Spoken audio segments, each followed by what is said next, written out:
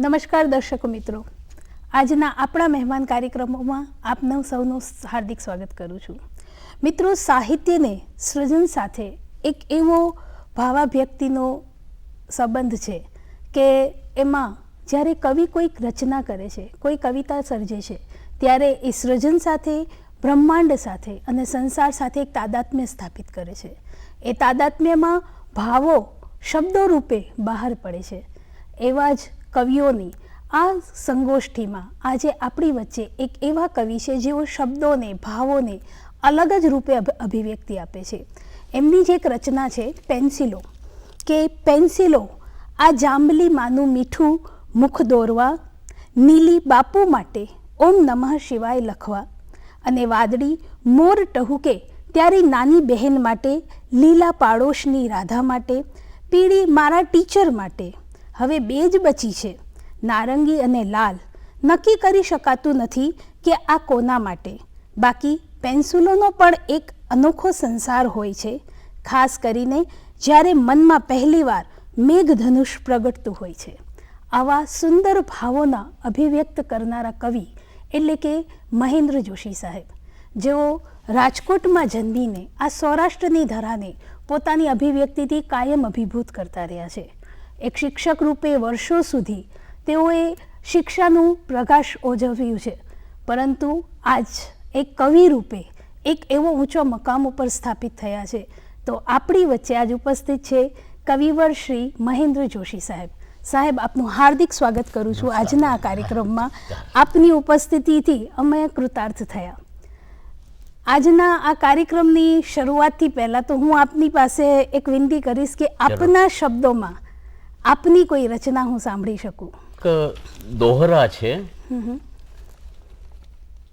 કોને આયપા ખાખરા, કોને બાવળ શોળ, સહેજ ખમો હે વાયરા, વાહ વાહ, પૂછે તળની ધૂળ, ભીતે ચોયડા પાંદડા, કોરે મોરે ફૂલ, વાહ વાહ, અડગા રાખ્યા શાખથી, મસમોટી એ ભૂલ, વાહ વાહ, ગૂંચ પડી ગઈ વાતમાં, કેમ ઉકેલે આંખ, જેમ ઉકેલી તાંતણા, અર્થ નીકળતા લાખ, વાહ, વાગે ક્યાંથી વાંસળી, મુખમાં ક્યાં છે ફૂંક, શ્વાસ મળ્યા હો પાંગડા, સાંધે સાંધે થૂંક, ઓહો, ભાગીને ક્યાં ભાગશે, દ્વાર દિશાઓ બંધ, જાણે ચામા ચીડિયા, અથડાતા હો બંધ,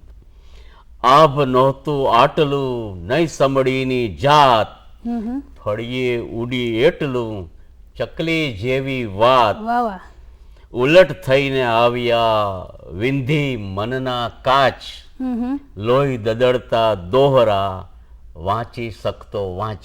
વાહ વાહ વાહ, વાંચી શકતો વાંચ. શું અભિવ્યક્તિ છે સાહેબ! તમને કેટલા વર્ષથી તમે સાહિત્ય સૃજનમાં જોડાયેલા છો?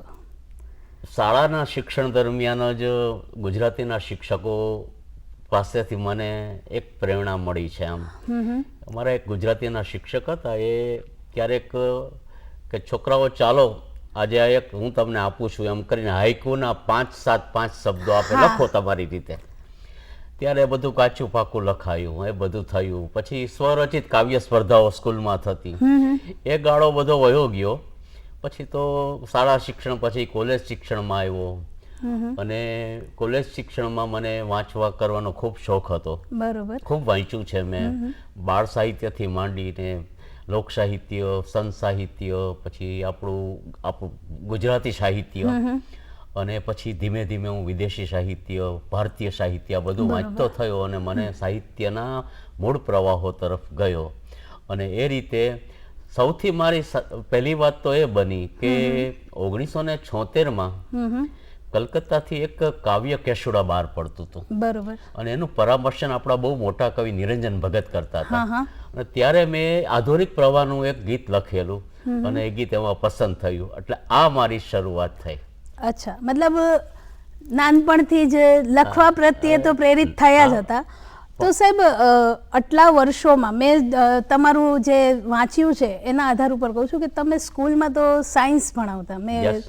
સાયન્સ અને મેથ્સના એટલે ગણિત અને વિજ્ઞાન સાથે જોડાયેલા. અત્યારનો જે સમય છે ને એમાં ગણિત અને વિજ્ઞાનના વિદ્યાર્થીને શું શીખડાવે કે તમારે વિજ્ઞાન ઉપર જ ધ્યાન આપવાનું છે, Right. તમારે ડૉક્ટર બનવું છે, તમારે એન્જિનિયર બનવું છે. તો તમે વિજ્ઞાનના અધ્યાપક થઈ અને કવિ કેવી રીતના બની ગયા? એટલે એ મોટું મારું ડાયવર્ઝન છે કે એમાં FYBSc બી ગ્રુપ પછી મેડિકલમાં જવાના ચાન્સ હતા, પણ એ પારિવારિક સંજોગોથી ગયા. પણ મને જે સ્કૂલ મળીને એ સ્કૂલની લાઇબ્રેરી બહુ સમૃદ્ધ હતી અને મને ખૂબ વાંચવા મળ્યું. અને મારા શિક્ષકો જે બધા સિનિયર હતા ને એ બધા બહુ લર્નેડ માણસો, વિદ્વાન માણસો હતા અને મને એમની પણ પ્રેરણા મળતી. અને પછી તો હું વાંચતો ગયો અને લખતો ગયો અને કવિતાઓ બનતી ગઈ.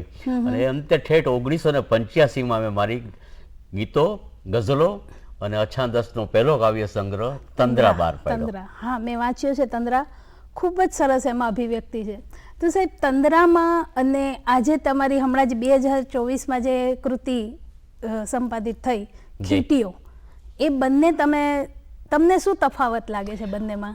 ત્યારની જે મારી કાવ્યની સમજ હતી અને જગતની જે સમજ હતી, જીવ જગતની સમજ હતી, એ અને પછી આટલા વર્ષોના ગાળામાં મારી સમજનો વિકાસ થયો, વિસ્તાર થયો હોય એટલે એને કારણે મારી અભિવ્યક્તિ, કવિતામાં સાચી કવિતા ક્યાં છે, સંવેદન ક્યાં પડ્યું છે, એને કઈ ભાષા જોઈએ, કયો તર્ક જોઈએ, આ બધું મને ફેરફાર થયો અને એ બધું અનુભવ શીખો, અનુભવ બદલાતું શીખો. ગયું મારું. આપણા વડીલો કહે છે ને કે અનુભવ શીખો. હા. હા, અનુભવ ક્યાંય એને ન જાય.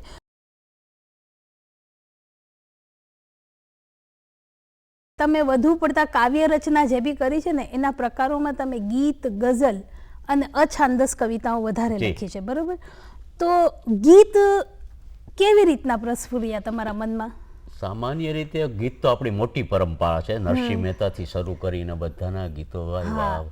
પણ હું જે સમયમાં આવ્યો, લખતો થયો, ત્યારે આધુનિક સાહિત્યનો આધુનિક કાળ આધુનિક હતો. કાળ ચાલતો હતો. અને હા. ત્યારે પ્રકૃતિ, ઈશ્વર, પ્રેમ આવા બધા વિષયો વિશે ખૂબ લખાતું, ગીતો લખાતા હતા.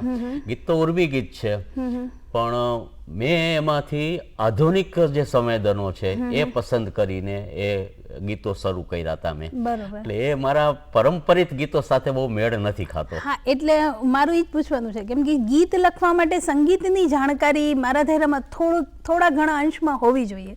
કેમ કે જ્યાં લગી તમને તાલ અને સૂરની સમજ ન હોય ત્યાં લગી તમે ગીતની રચના કઈ રીતે કરી શકો?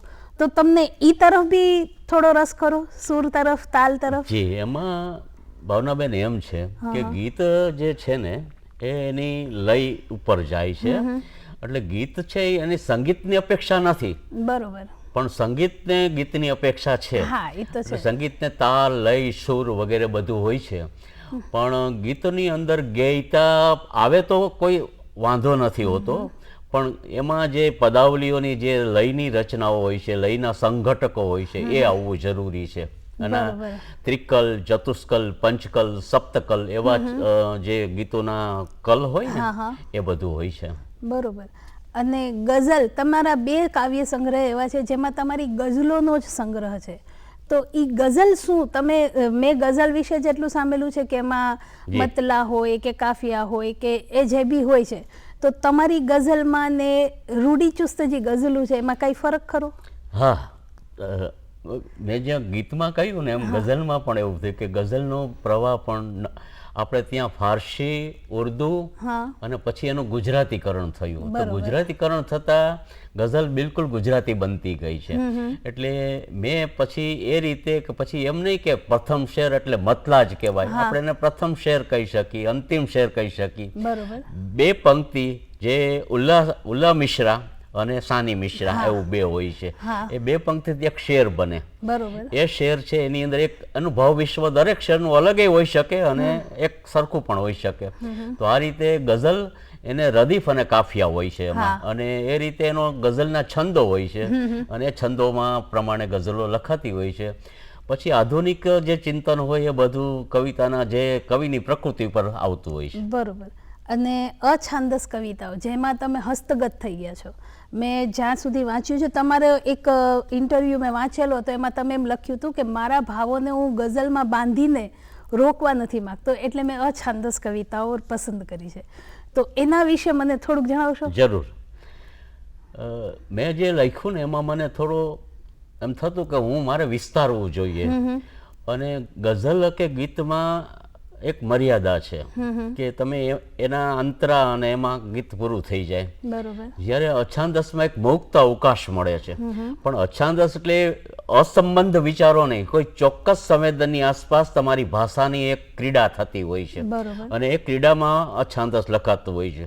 દાખલા તરીકે મેં ખીટીઓ નામનું એક કાવ્ય લખ્યું, તો ખીટીઓ કાવ્યમાં આ ખીટીઓને મેં કેન્દ્ર બનાવ્યું કે આ ખીટીઓ ક્યાં છે, અને એને અનુરૂપ બધી ભાષાઓ બનતી ગઈ, અને ખીટીઓ વિશે મેં વાત કરી. આધુનિક કાવ્ય છે, ખીટીઓ ઉપર ઘણું બધું લટકાવેલું હોય છે.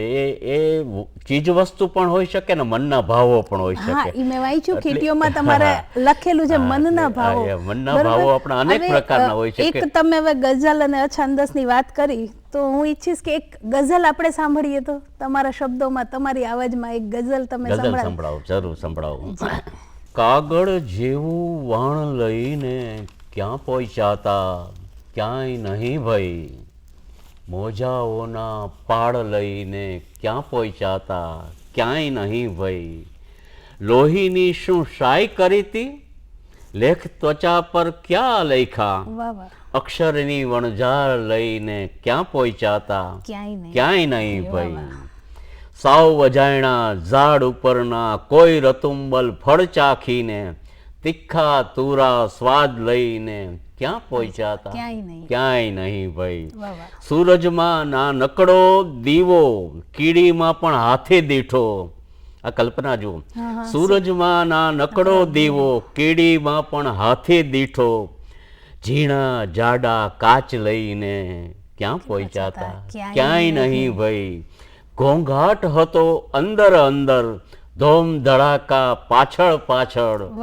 તંબુરના બે તાર લઈને ક્યાં પહોંચાતા, ક્યાંય નહીં ભાઈ. આ છેડેથી ઓલા છેડે પૃથ્વી આખી ઘૂમતી રાખી. મનમાં કૈરમ ખાણ લઈને ક્યાં પહોંચાતા, ક્યાંય નહીં ભાઈ. વાહ વાહ વાહ, ખૂબ સરસ. ક્યાં પહોંચાતા, ક્યાંય નહીં. પણ સાહેબ હવે આ તો ગઝલ અછાંદસ કવિતાઓની વાત થઈ, પણ એક કહીએ ને કે આપણું એક પ્રેરણા સ્ત્રોત હોય, કોકે આપણને ઇન્સ્પાયર કર્યા હોય કે આ રચના લખ, કે ઘણી વખત આપણે ગીતમાં જોઈએ કે ચિત્રકારીમાં જોઈએ એક પ્રેરણા સ્ત્રોત હોય. તો તમારો પ્રેરણા સ્ત્રોત કોણ છે? બરાબર. આપણે જે જગતમાં જીવીએ છીએ, લોકો વચ્ચે જીવીએ છીએ, સંબંધો વચ્ચે જીવીએ છીએ, આઘાત પ્રત્યાઘાત, આશા નિરાશા, તો કવિ છે ને જેની રસ ક્ષમતા, ગ્રહણ ક્ષમતા વધુ હોય ને, એ સંવેદન, તર્ક હોય, વિચાર હોય, અનુભૂતિ હોય, એનો એક નાનકડું બીજ રોપાઈ જાય. પછી એનો વિસ્તાર તો કવિ ગમે ત્યારે કરી શકે. એવું નથી કે પ્રેરણા જ આખી હોય. રવીન્દ્રનાથ ટાગોર એમ કહેતા કે ટકો 1% જ પ્રેરણા છે, 99% તો કવિ પુરુષાર્થથી જ કવિતા કરે છે. એમાં કવિએ કવિ કર્મ કરવાનું છે. એનો લય, એનો છંદ, એના પ્રાસો, એની ભાવ ચેતનાઓ, એ બધું કવિએ કરવાનું છે. પણ સર મેં હિન્દીમાં વાંચેલું છે, સુમિત્રાનંદન પંત કરીને કવિ થયેલા છે, એમણે લખેલું છે કે વિયોગી હોગા પહેલા કવિ, આહ સે ઉપજા હોગા ગાન, ઉમડ કર નૈનો સે ચુપચાપ, બહી હોગી કવિતા અંજાન. તો આવું કંઈ જે દુઃખથી પ્રસ્ફુર હોય તમારા મનમાં, કે તમને એવું થયું કે આ કવિતાની પ્રેરણા એવા વિયોગથી કે એવા દુઃખથી આવી છે? એટલે બહુ નજીકની અંગત વ્યક્તિઓના સંબંધોમાં ક્યારેક આઘાત પ્રત્યાઘાત, મૃત્યુ, આવા પ્રસંગો આવે ત્યારે કવિનું આખી વિહવળ ચેતના થઈ જાય, અને એ ચેતનાનો જે અનુભવ થાય છે ને એ કવિતાનું પ્રેરણા કે બીજ બની જાય છે. એ બીજનો વિસ્તાર કરવાનો કવિએ, અને એ પછી ગમે ત્યારે થઈ શકે. એટલે તત્કાલ તો કોઈ સંવેદન અનુભવ્યું હોય ને તમે, એ સંવેદનનું બીજ તમારી મનોભૂમિમાં રોપાઈ જાય, અને પછી એનો વિસ્તાર થાય.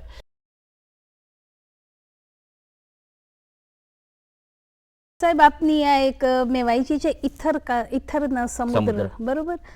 એ રચના વિશે મેં એની એક બે કવિતાઓ વાંચીને તો મને બહુ ભાવુક કરી ગઈ, તો મને એના વિશે થોડુંક જાણકારી આપો. ઈથરના સમુદ્રમાં, ઈથર એટલે આમ તો એક રસાયણ દ્રવ્ય છે અને જે નિશ્ચેતક તરીકે કામે કરે અને થોડું તરંગ અને તરલ હોય છે રસાયણ, પણ એક ઇથરલ આપણા ચેતનામાં હોય છે, ઉપર અવકાશમાં પણ હોય છે, એવું ઇથરલ આખો સ્પેસ હોય છે.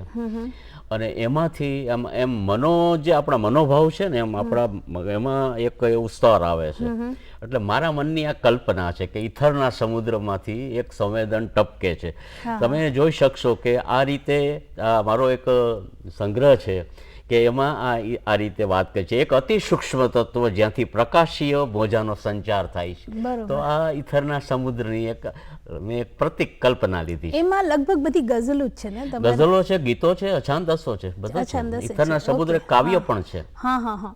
હવે એક હજી મને એવું વિચારે છે કે આ તમે કાવ્ય લેખનમાં જંપ લાવ્યું, તમે કીધું કે 1985માં તમારી પહેલી રચના, તો એ પહેલા તમને કોઈ દિવસ એવી સ્ફૂર્ણા ન થઈ કે મારી કવિતાઓ હું છપાવું કે એનું કોઈ ગ્રંથ બહાર પાડું? ક્યાં સમયની વાત આપ કરો છો? તંદરાથી પહેલાની. તંદ્રાની પહેલા મારી રચનાઓ છપાતી હતી બધે જ.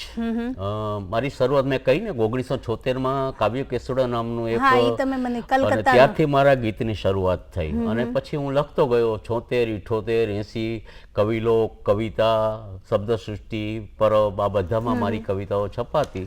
અને પછી મને ગુજરાત સાહિત્ય અકાદમીએ મેં અરજી કરેલી અને મને સહાય આપી કાવ્ય સંગ્રહ પ્રગટ કરવા માટે. એ તંદ્રા બહાર પડ્યો 1985માં. ઓકે સર, તમે ઘણા ગઝલ સંગ્રહોનો સહસંપાદન પણ કરેલું છે અને ઘણા, જેમ કે કવિ આનંદ મહેતાના કાવ્યનું સહસંપાદન કરેલું છે, કૂક ગઝલ આસ્વાદ એનું પણ સહસંપાદન કરેલું છે. તો એક ક્ષેત્રે તમને કેમ? મારા 5 કાવ્ય સંગ્રહો તો ખરા, ઉપરાંત અમે થોડું સંપાદન કાર્ય કર્યું છે. એમાં મારા એક સ્વર્ગસ્થ કવિ મિત્ર આનંદ મહેતા, એના કાવ્યોનું સંપાદન અમે 3 મિત્રોએ કર્યું. અને એ પછી ફૂંક નામનું એક અમે લઘુ સામાયિક ચલાવતા હતા. અને એમાં ગુજરાતભરના જે એ વખતના મારી ઉંમરના કવિઓ બધા હતા એને આમંત્રણ આપીને એની કવિતાઓનો આસ્વાદ આપણા વડીલો પાસે કરાવ્યો. બરોબર. ધારો કે મારી એક ગઝલ છે તો એનો આસ્વાદ કવિ શ્રી કૃષ્ણ પાસે કરાવ્યો, તો એમ બીજા બધા કવિઓને એ ફૂંક આસ્વાદનો અંક બન્યો. એ પછી એક અતિક્રમિત ગઝલ કર્યું. અને પછી એક 1993માં 3 મિત્રો સાથે એક કેન્શુકલય નામનો આ એક સંપાદન કર્યું, જેમાં 9મા દાયકાની કવિતાઓ છે.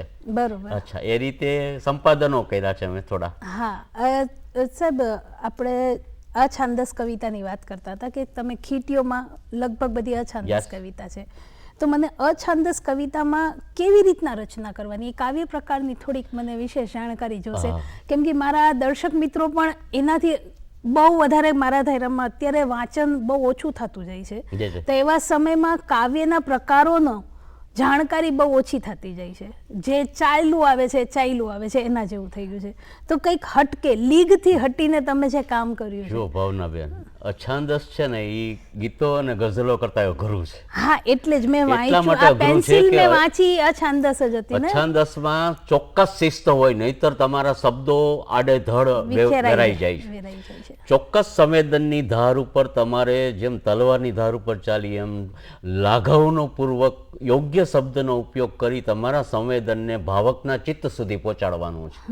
તો એ અછાંદસની મોટી શિસ્ત છે. અને એમાંય પણ એક પ્રકારનો આંતરલય હોય છે, ખાલી શબ્દો નથી. તમે વાંચતા હો તો એક લય ઉત્પન્ન થતો હોય છે, એ વાત છે અછાંદસમાં. આપણે આ છંદસ કવિતાની જે વાત કરી તમે કે એમાં ભાવકના ચિત્ત સુધી પહોંચવાનું હોય છે, તો આજના સમયના પ્રમાણમાં તમને શું લાગે છે કે રચનાનો કયો પ્રકાર વધુ સફળ છે? અત્યારે ભાવનાબેન, જે નવા યુવકો કવિતા તરફ આકર્ષાય છે ને બધા ગઝલો લખે છે. મોટો સમૂહ છે. અને કેટલાક ગેરસમજણથી અછાંદસો પણ લખે છે. પણ જે આપણા પૂર્વજો અને વડીલો અને જે બધા આગળની, મારી પેઢી પછીના આગળની પેઢીના, એ બધાના અછાંદસો, જેમાં રઘુવીર ચૌધરીથી શરૂ કરી સીતાંશુ, યશચંદ્ર, લાભશંકર ઠાકર, દિલીપ ઝવેરી, આવા બધા કવિઓએ અછાંદસોનું જ કામ કર્યું છે. અને એ લોકોએ આપણા જે પ્રશ્નો છે ને એને વાચા આપીશ. નહીં કે પ્રેમ, લાગણી, સંવેદનો એમ નહીં, પ્રકૃતિ, ઈશ્વર એવું નહીં, પણ આપણી સામાજિક સમસ્યાઓ હોય તો એને પ્રતીકો અને કલ્પનો દ્વારા સરસ રીતે વાત મૂકી છે. એ બધા સારા કવિઓ છે. એમ અછાંદસનું કામ જરૂર શિસ્તભાવનું છે. હા, શિસ્તભાવનું છે. અને મારા ધૈર્યમાં આજના આધુનિક યુગમાં આપણા જે યુવા જે કવિઓ છે યાજી. એ કદાચ અછાંદસ તરફ એટલા આકર્ષિત બી નથી. તો એમને આપણે પ્રેરણા આપવી હોય કે કેમ કે આ કાવ્ય પ્રક્રિયા એવી છે કે થોડીક અઘરી તો છે, પણ આપણે સહેલો રસ્તો કે ને કે ટૂંકો રસ્તો જલ્દી પહોંચાડે એવો રસ્તો આપણા કવિઓ ગોતી રહ્યા છે. તો તમારે એના માટે શું કહેવું છે? ના, એટલે હું શું કહું છું કે ગઝલો લખનારા છે એ લોકો નથી લખતા અછાંદસો, અને અછાંદસો લખે એટલે થોડી એને ઘણી બધી શિસ્ત કેળવવી પડે છે. બરોબર. અને ગઝલમાં નાનકડો ભાવ હોય 2 શેરમાં પૂરો થઈ જાય છે. હા, એ તો એટલે અછાંદસ માટે એક તમારે વિશાળ ક્ષેત્ર જોઈએ છે. વિશાળ ક્ષેત્ર હોય ને તો જ વ્યાપક સંવેદન હોવું જોઈએ. વ્યાપક એટલે મોટી વાત કરતા હોય. દાખલા તરીકે આપણે કોઈ સામાજિક સમસ્યા હોય, ધારો કે સ્ત્રીઓની સમસ્યાઓ છે કે જે આત્મહત્યાઓ કરી લે છે, તો એના માટે કોઈ પ્રતીકોની કવિએ શોધ કરવી પડે, અને પછી એના એ પ્રતીકોની આસપાસ ભાષા રચાતી જાય અને સ્ત્રીઓની વેદનાને પૂરેપૂરી વાકેફ કરી શકાય. આ એક ઉદાહરણ મેં આપ્યું. ના ના, એ તો સમજાય છે. સાહેબ, આ તો કાવ્ય ક્ષેત્રની વાત થઈ, પણ હું એમ વિચારું છું કે કોઈ પણ કવિની રચના પ્રક્રિયામાં એની પાછળ અમુક એવા પરિબળો કામ કરતા હોય, પારિવારિક હોય કે આર્થિક હોય કે જે બી. તો તમને શું લાગે છે કે તમારા કાવ્ય સૃજનમાં તમારા પરિવારનો કેટલો હસ્તક્ષેપ રહ્યો કે કેટલો સાથ તમે સહકાર જો રહ્યો? સમય હોય તો હું તમને એક કાવ્ય એનું સંભળાવી દઉં. સંભળાવી જ દો સર. જો તમારા કાવ્ય સાંભળવા માટે અમે આતુરતાથી પ્રયાસ કરીએ કાવ્યનું છીએ. શીર્ષક જ એવું છે બેન. હા હા. સ્ત્રીઓ. એ બધી જ સ્ત્રીઓ મને ગમે છે. કેટલીક મને વારંવાર જન્મ આપી પારણે સુવરાવી ગાય છે હાલરડા, હજુ કોઈ ઘરમાં. એક સ્ત્રીની વાત નથી, સમગ્ર સ્ત્રીની વાત છે. કેટલીક મારી સાથે સંતા કોકડી રમે છે ફળિયાના ઝાડપાન વચ્ચે, પકડાઈ જાઓ પગ પછાડું રોવ તો ડબ્બીમાં સંતાડેલ સુખડીનું બટકું આપે છે. કેટલીક નાનો દેરીડો લાટકો ગાઈને ગાલે આંજણનું ટપકું વાંજે છે. કેટલીક મનોમન જ્વારા વાવીને સતીમાને પૂજે છે. બારીમાંથી જ રાતે જોયા કરે છે એકલી એકલી ચંદ્ર. આ કેટલીક અજય સપ્તપદીના અધૂરા ફેરા ફરે છે ભીની આંખે. હા, એ બધી સ્ત્રીઓ મને ગમે છે જે કોઈ પુરુષનો સંસાર રથ ચલાવે છે ઉબડ ખાબડ રસ્તે. વાહ વાહ, ખૂબ સરસ, ખૂબ સરસ. સ્ત્રીઓ વિશેની વાત કરી તો આવા જીવનમાં ઘણા બધા પરિબળો તમારી પાછળ હશે જેમણે તમને ડગલે ને પગલે સાથ દીધો. તો એવા એકાદ કોઈ વ્યક્તિનું નામ ઉલ્લેખ તમે કરી શકો છો? એટલે અંગત રીતે વાત કરો છો? તો અંગત વાત તો આમ તો ધારો કે મારા ફેમિલીમાં, મારા પરિવારમાં મારા પત્ની કેન્સરગ્રસ્ત હતા અને એ 2011માં એક્સપાયર થઈ ગઈ. બરોબર. તો મારા જીવનનો મોટો પલટો છે જે મેં ખીંટીઓમાં પ્રસ્તાવનામાં પણ લખ્યો છે. બરોબર. એટલે એ મારા જીવનનો એક મોટો બનાવ, અને મારો ટર્ન આવ્યો પછી મેં ખીંટીઓની કવિતાઓ શરૂ કરી. એના પહેલાં એની કવિતાઓ તો હતી જ, પણ એની કવિતાઓ મારી સાથેના સહવાસની હતી. હા, બરોબર. આ મૃત્યુ નામનો આખો વિષય આવી ગયો. બહુ સરસ, ખૂબ સરસ આપણને જાણકારી મળી છે. અને સાહેબ ખૂબ આપણને ગઝલ, ગીત અને અછાંદસ કવિતાઓ વિશે ખૂબ સરસ જાણકારી આપી.